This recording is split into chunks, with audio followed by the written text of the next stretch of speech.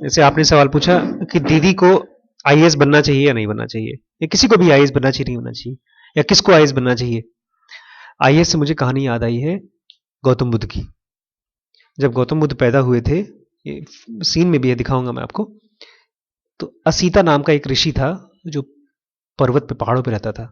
राजा भी उसको बुलाते थे लेकिन वो आता नहीं था।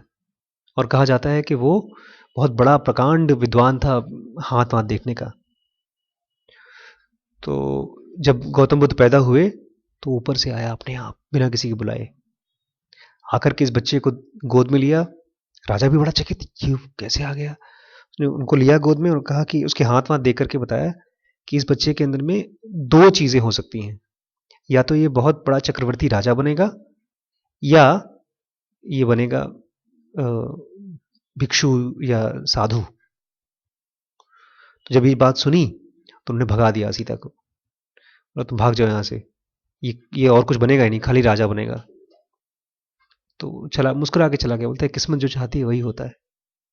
तो उसने जानबूझ के गौतम बुद्ध के लिए, ताकि उनके मन में विराग ना आ जाए, दुख ना आ जाए, उन्होंने क्या किया, 4 महल बनवाए अलग अलग। एक गर्मी के लिए अलग, सर्दियों के लिए अलग टाइप का महल, क्योंकि उस जमाने में एसी नहीं हुआ करते थे। और तो और दासियों के लिए और नौकरों के लिए, जैसे ही कोई नौकर बूढ़ा हो जाता था उसको हटा दिया जाता था। सफेद बाल किसी को आया उसको हटा दिया जाता था। सुंदर सुंदर अच्छे अच्छे स्ट्रांग लोग, ताकि कोई भी दुख देखे ही ना वो बंदा।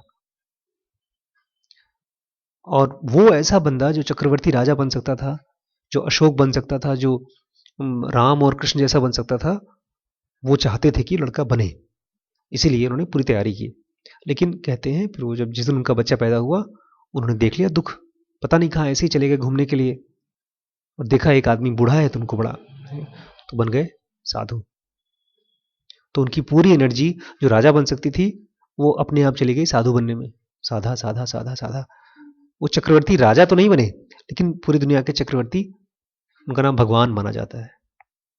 तो जब हम लोग डिसाइड करते हैं किसी बच्चे के लिए, कि जैसे उसके पिताजी ने बहुत अच्छा डिसाइड किया था, बल्कि जब वो गौतम बुद्ध बन गए, जब साधु बन गए और अवतार बन चुके थे, तब वापस आए अपने पिताजी के पास, तो पिताजी बोलते हैं अभी भी टाइम है, सुधर जाओ, हमारा देश का राज तुम्हारे लिए वेट कर रहा है।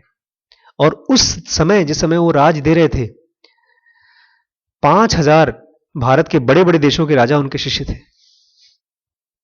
उन्होंने अपना देश सब त्याग दिया था, उनके शिष्य बनकर उनके आश्रम में रहा करते थे।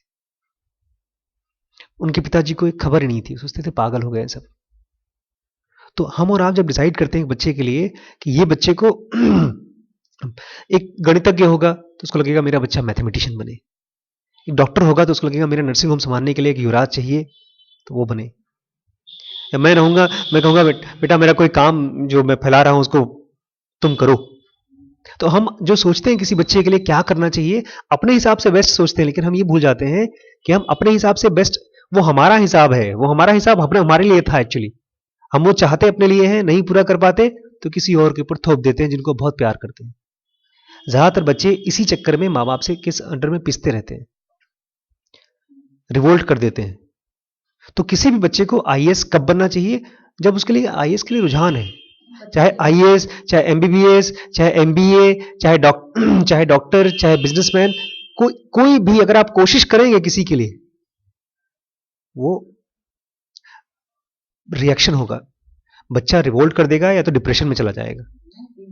ऐसे एहसास किया हुआ, जैसे जैसे कोई भी हो, तो काफी उम्र हो जाती है तब उसका पता चलता है कि ऐसा अगर सामने वाला अगर यह है सही तो पता चल जाता नहीं, है। इसमें भी थोड़ा ये समझने की और जरूरत है। हमने एक तो हमारे में फीलिंग्स क्या आती है शुरू से, कोई ऐसा आदमी हो, अच्छा आदमी बने, नेता है, अधिकारी है, बढ़िया हो, तभी ये देश चलेगा या नीति जहाँ भी रहेंगी, मतलब अच्छा सिस्टम होगा वहाँ का। बहुत अच्छा लगता था अंदर से सोच के, वो चीज़ हमें लगा कि दीदी के अंदर है, दीदी अगर होती तो सब कुछ होता। दीदी के जैसे लोग और भी होते अगर, और अच्छा हो सकता है। अगर दीदी जैसा कोई आईएएस होता तो लेकिन